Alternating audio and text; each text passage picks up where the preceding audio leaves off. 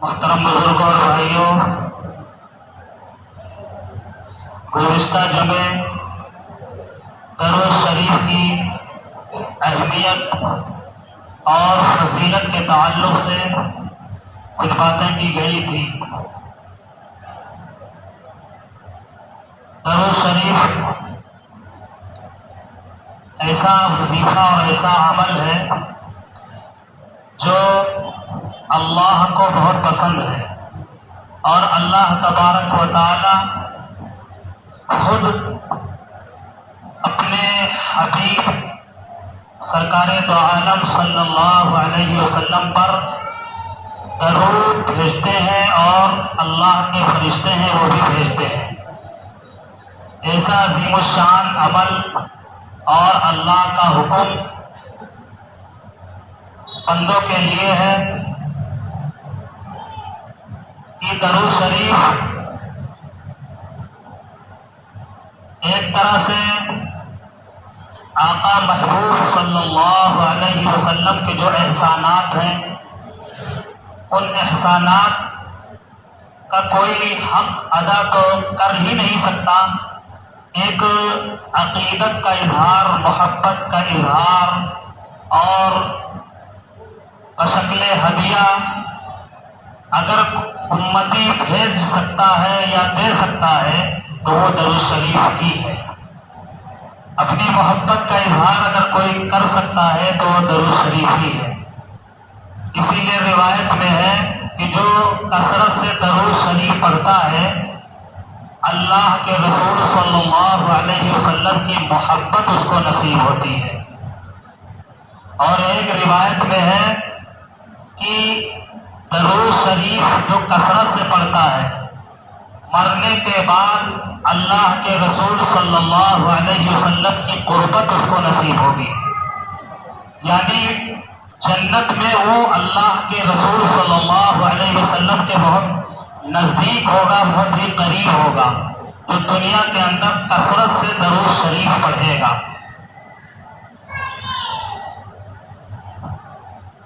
بڑوں نے، اکابر نے لکھا ہے کہ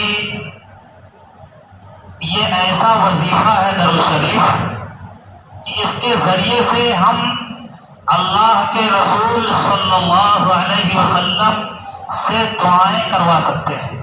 اور اس طرح سے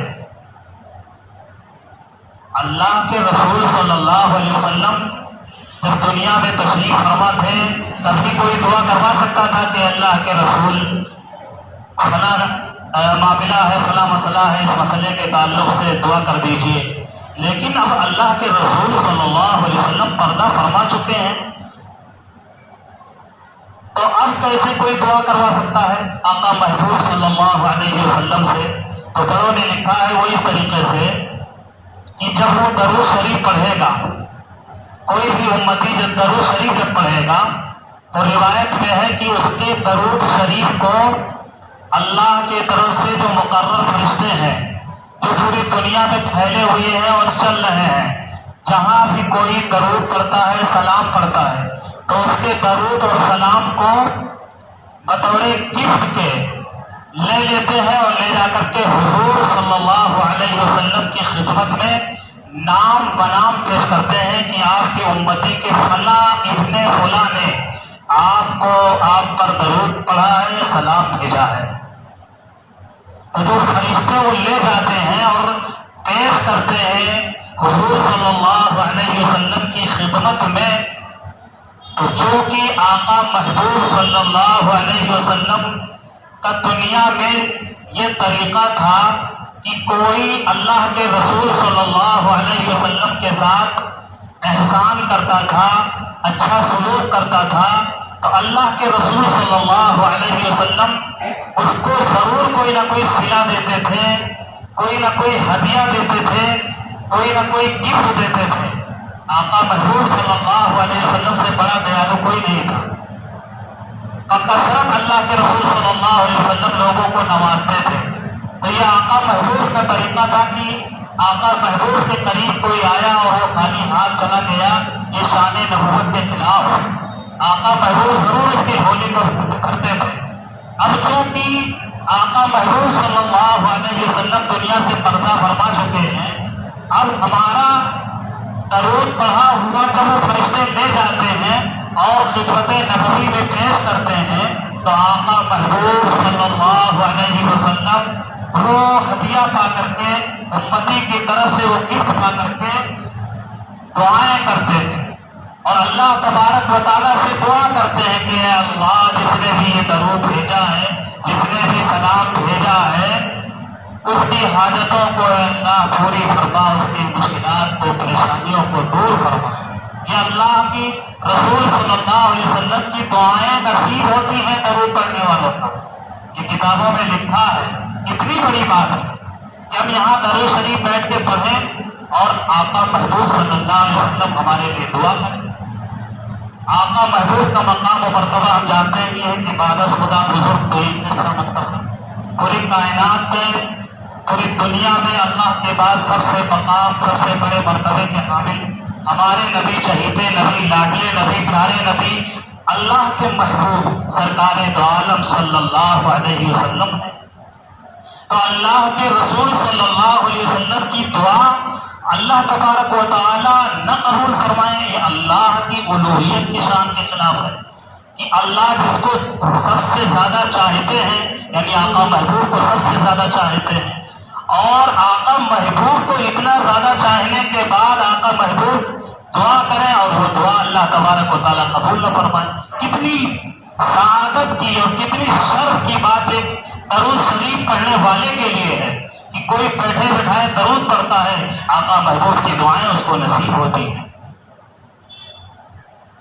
ایک روایت میں ہے کہ اگر کوئی ایک بار صرف درود پڑھتا ہے، ایک بار کوئی درود پڑھتا ہے تو اس کو 3 فضیلتیں حاصل ہوتی ہیں، 10 رحمتیں اس کے اوپر نازل ہوتی ہیں اور 10 گناہ اس کے معاف کر دیے جاتے ہیں، 10 درجے اس کے بلند کر دیے جاتے ہیں، 10 رحمتیں اللہ کی اس کو نصیب ہوتی ہیں، اس کے 10 گناہ معاف کر دیے جاتے ہیں اور 10 درجہ، 10 فضیلت اللہ کے ہاں بڑھا دی جاتی ہے اس کی۔ ایک بار کوئی اگر درود شریف پڑھتا ہے،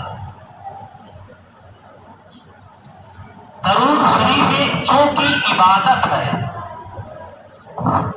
اللہ کا حکم ہے، اس لیے اس عبادت کا بھی شریعت میں طریقہ بتایا گیا ہے کہ کیسے پڑھنا ہے۔ عبادت میں منمانی نہیں چلتی ہے، اللہ کے یہاں وہ عمل قابل قبول ہے جو شریعت کے موافق ہو۔ ہم کسی چیز کو بہت اچھا سمجھیں، بہت ہی بابرکت سمجھیں، بہت ہی باعث فضیلت سمجھیں، کار ثواب سمجھیں، کار خیر سمجھیں، لیکن اگر وہ شرع کے موافق نہیں ہے، شریعت کے اگر وہ موافق نہیں ہے تو اللہ کے یہاں وہ قابل قبول نہیں ہے۔ عید کے دن روزہ کوئی رکھ کے دیکھے، شریعت نے سخت منع کیا ہے کہ عید کے دن روزہ رکھنا حرام ہے۔ کوئی کہے ارے روزہ رکھنا تو بہت بڑا عمل ہے، عظیم الشان عمل ہے روزہ رکھنا، لیکن شریعت نے جہاں منع کیا ہے وہاں رکنا ہے، وہاں اگر کوئی اپنا کرے گا، اپنا چلائے گا تو اللہ کے یہاں سے اس کی پکڑ ہوگی۔ شریعت کے بندھن میں بندھے رہنا ہے، چونکہ یہ ہمارا دین مکمل ہے۔ دین میں ایسا کچھ بچا نہیں ہے کہ اس کو اور بڑھایا جائے یا اور اضافہ کر دیا جائے، یا ہمیں یہ سمجھ میں آ رہا ہے تو اس کو بھی شامل کر دیا جائے، فلاں کو اور وہ سمجھ میں آیا وہ بھی شامل کر دیے، پھر فلاں کو اور کچھ سمجھ میں آیا وہ بھی دین میں شامل کر دیے، وہ بھی کرنے لگے، تو یہ دین کہاں ہے؟ تو کھلونا بن جائے گا، جیسا کہ پہلی امتوں نے یہی کیا ہے، تحریف کیا ہے، رد و بدل کیا ہے، گھٹایا ہے، بڑھایا ہے۔ لیکن ہمارا یہ اسلام دھرم، اسلام مذہب، اس میں کسی طرح کی کوئی رد و بدل، گھٹانے بڑھانے، کمی بیشی کی قطعاً گنجائش نہیں ہے۔ یہ مکمل کمپلیٹ دین اللہ کے رسول صلی اللہ علیہ وسلم کے ذریعے سے ہمیں نصیب ہوا ہے، اور خود قرآن نے اس کا اعلان کر دیا ہے کہ یہ جو دین ہے نا، دین اسلام کمپلیٹ دین ہے، مکمل ہے۔ اليوم اکملت لکم دینکم واتممت علیکم نعمتی ورضیت لکم الاسلام دینا۔ یہ قرآن کا اعلان ہے، اللہ کا اعلان ہے کہ ہم نے دین کو مکمل کر دیا ہے۔ اب اس میں کچھ گھٹانے بڑھانے کی گنجائش نہیں ہے کہ کوئی اپنے طرف سے گھٹا لے بڑھا لے. تو درود شریف کے جو پڑھنے کا جو طریقہ ہے اس کو بھی بتایا گیا کہ کیسے درود پڑھنا ہے، کیسے سلام پڑھنا ہے. صحابہ کرام نے پوچھا اللہ کے رسول ہم درود اور سلام کیسے پڑھیں؟ پوچھا تھا صحابہ کرام نے کیسے ہم پڑھیں؟ تو حضور صلی اللہ علیہ وسلم نے فرمایا کہ نماز میں جو پڑھتے ہو، التحیات تشہد میں جو پڑھتے ہو وہ سلام ہے، اور درود ابراہیمی پڑھتے ہو یہ درود ہے. اور طریقہ یہ ہے نماز میں کس طرح سے باادب کا ملاحظہ بالکل زبردست کیفیت کے ساتھ بیٹھ کر کے پھر درود پڑھتے ہو، سلام پڑھتے ہو. یہ طریقہ آقا محبوب نے بتایا ہے کہ بیٹھ کر کے ادب کے ساتھ درود پڑھا جائے، سلام پڑھا جائے. اور یہ صحابہ کرام کا یہی عمل رہا. پھر اس کے بعد تابعین کا، تبع تابعین کا، اس کے بعد محدثین، مفسرین، مجتہدین، اکابرین امت، اور اسی طرح شیخ پیران پیر شیخ عبد القادر جیلانی، خواجہ صابر کلیری، خواجہ معین الدین چشتی اجمیری، خواجہ بہاء الدین نقشبندی، جتنے بڑے بڑے اولیاء کرام بزرگان دین گزرے ہیں، اللہ کے ولی تھے وہ گزرے ہیں، سبوں نے اسی طریقے سے درود پڑھا ہے، سلام پڑھا، سب نے ایسے ہی درود پڑھا ہے، سلام پڑھا ہے. یہ چند سال پہلے 50 سال پہلے بھی اگر مطالعہ کیا جائے تو 50 سال پہلے بھی یہ کھڑے ہو کر کے درود پڑھنا، سلام پڑھنے کا رواج نہیں ملتا ہے. حقیقت کی نظر سے دیکھا جائے، حقیقت تلاش کرنے کی کوشش کی جائے، اس تعلق سے ہم اگر فکر ہو کر کے جب ہم اس میں اسٹڈی کریں گے اور گہرائی میں جائیں گے تو ہمیں اندازہ ہوگا کہ یہ کتنی ایسی تمام باتیں آ گئی ہیں، نئی نئی چیزیں آ گئی ہیں.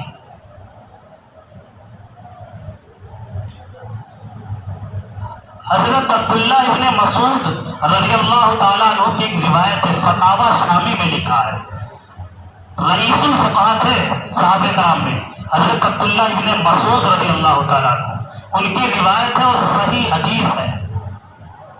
انہوں نے دیکھا ایک مسجد میں ان کا جانا ہوا نماز پڑھنے، تو دیکھا کہ اس مسجد میں کچھ لوگ زور سے لا الہ الا اللہ محمد الرسول اللہ، یعنی کلمہ زور سے اور سب اکٹھے ہو کے پڑھ رہے ہیں اور درود شریف پڑھ رہے ہیں زور سے. حضرت عبداللہ ابن مسعود رضی اللہ تعالیٰ عنہ ناراض ہو گئے، خفا ہو گئے، ارے یہ کیا کر رہے ہو مسجد میں بیٹھ کر کے؟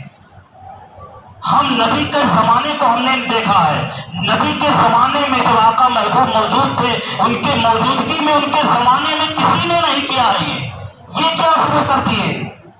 اور اتنا ناراض ہوئے کہ سب کو نکال دیا مسجد سے کہ یا تو اس کام سے رکو یا مسجد سے باہر جاؤ. عجیب معاملہ ہے کہ وقت گزرتے آج یہ یہاں تک نوبت آ گئی ہے کہ آج اگر کوئی منع کرتا ہے، منع نہیں، اگر کوئی کھڑے ہو کے سلام نہیں پڑھتا ہے اسی کو مسجد سے نکال دیا جاتا ہے. اس زمانے میں جو کھڑے ہو کے پڑھتے تھے یا زور سے پڑھتے تھے ان کو نکال دیا گیا تھا. عبداللہ ابن مسعود رضی اللہ تعالیٰ عنہ کی روایت. آج کیا الٹا ہو گیا معاملہ کہ آج جو کھڑا ہو کے سلام نہ پڑھے اس کو نکال دیا جاتا مسجد، اس کو گستاخ کہا جاتا ہے، اس کو درود کا منکر کہا جاتا ہے، سلام کا منکر کہا جاتا ہے. ارے یہ درود کے منکر ہیں، یہ سلام نہ ماننے والے ہیں، یہ سلام کے قائل نہیں ہیں، درود کے قائل نہیں ہیں. تمام طرح کی لفظی کی جاتی ہے. بھائی درود کا منکر کون ہوگا؟ سلام کا منکر کون ہو سکتا ہے؟ درود اور سلام تو یہ نماز کا حصہ ہے، ہر نمازی درود پڑھتا ہے، سلام پڑھتا ہے، وہ کیسے منکر ہو جائے گا؟ جب نماز کا ایک لازمی جز ہے درود اور سلام، تو درود اور سلام کا منکر کو کیسے ہو جائے گا؟ بس یہی بات ہے کہ جو کوئی اگر صحیح بات بتائے اس کے مخالفین فوراً تیار ہو جاتے ہیں، مخالفین اس کے پیدا ہو جاتے ہیں. اور یہ سلسلہ آج نہیں پہلے سے چلا آ رہا ہے. یہ جو اتنا زیادہ جو ہے یوٹیوب چونکہ بہت زیادہ جو ہے بڑا سوشل میڈیا پلیٹ فارم مل گیا ہے، طرح طرح کے لوگ اس پہ ویڈیوز ڈال رہے ہیں کہ فلاں نے یہ لکھا کتاب میں، فلاں نے یہ لکھا، فلاں نے یہ لکھا، اگر ان کی عبارتیں ہٹا دی جائیں، ان کو ماننا بند کر دیا جائے تو ہم آپس میں متحد ہو جائیں گے، ہم آپس میں ایک ہو جائیں گے، اور جو ہے تمام طرح کی اس طرح کی باتیں آتی ہیں. जाती हैं। किसी ने क्या लिखा है उससे एक बार पूछा तो जाएगा, अगर वो जिंदा है। जब उसके मानने वाले उसे पूछा तो जाएगा। सही फैसला एक तरफा नहीं होता है, फैसला जब होता है जब दोनों फरीक की बात सुनी जाती है, उससे भी पूछा जाता है। और तमाम तरह के मुखालफे फैलाए जा रहे हैं कि फला गुस्ताख है, फला ने अल्लाह के रसूल की शान के खिलाफ ये बोला है, ये लिखा है। बड़ी इख्तिलाफी बातें हैं। हम इख्तिलाफ में कि चूंकि अल्लाह का एक बहुत बड़ा इनाम है, अल्लाह का बहुत बड़ा करम है कि अल्लाह तबारक व तआला की जानिब से तौफीक मिलती है कि कौन फिरकावादियत की बातें करता है और कौन कुरान और हदीस की बातें करता है। और ये पूरी दुनिया में आम है, सब कोई जानता है, इसको बताने की जरूरत नहीं है कि किसके माइक से, किसकी तकरीर से, किसके स्टेज से मुस्बत बातें होती है, इख्तिलाफी बातें नहीं होती हैं, नफरती बातें नहीं होती हैं कि इनसे ना मिला जाए, इनसे मुसाफा ना किया जाए, इनके पास ना बैठा जाए, इनको ना बुलाया जाए, इनका ना खाया जाए, फला काफिर है, फला काफिर है, फला ने ये लिखा है, इनके कुफ्र के बारे में कोई शक करे वो भी काफिर होगा। जरा गौर करें कि इस तरह से ये कितना हसास मसला कि फिर दुनिया में तो सब काफिर हो जाए।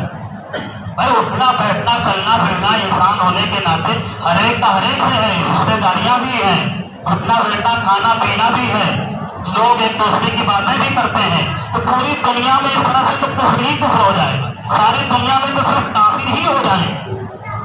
मुसलमान बचेगा कौन? ये अगर नजरिया होगा, ये अगर सोच होगी।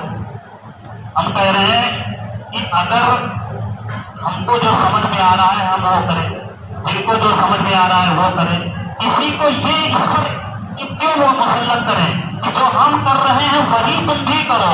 अगर नहीं कर रहे हो तो मुखालिफ हो, दुनियावी बेधर्म हो, तुम काफिर हो, तुम मजहब इस्लाम से तुम्हारा कोई सरोकार नहीं। ये बहुत गलत नजरिया है। भाई आप खड़े होकर सलाम पढ़ते हो, पढ़ो, कोई अगर बैठ के पढ़ रहा है तो उसको बैठ कर भी पढ़ने दो। ये एक तो ये हटधर्मी और कट्टरवाद वाली जो सोच है कि हम जैसे कर रहे हैं वैसे तुमको भी करना। ये बातें हम नहीं करते, लेकिन चूंकि दरूद सलाम का मसला है इसलिए बहुत सारे लोगों ने पूछा, तो इसलिए बताना जरूरी है कि भाई दरूद और सलाम का तरीका बताया गया कि किस तरीके से पढ़ा जाए। अल्लाह तबारक व तआला ने कुरान अज़ीम शान में फरमाया उदऊ रब्बक तज़र्रुअन व खुफिया।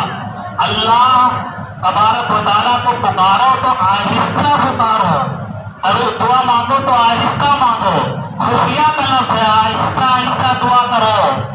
ये दुआ के ताल्लुक से अल्लाह तबारक व तआला ने खुद ही फरमाया है कि आहिस्ता दुआ करो। दरूद में भी अल्लाहुम्मा सल्ली अला, ये भी दुआ ही है। आहिस्ता कहे नहीं कि चीख चिल्ला करके, भाई अल्लाह तबारक व तआला नहीं सुनने वाले, वो तो दिलों की राज को सुन लेते हैं। जो इंसान के ख्याल का गुजरता है उस ख्याल से भी अल्लाह वाकिफ होते हैं। तो किसको सुनाया जा रहा है माइक लगा करके? बहरहाल वक्त पूरा हो गया। अल्लाह तबारक व तआला हम सबको सही चीज समझने और अमल करने की तौफीक नसीब फरमाए।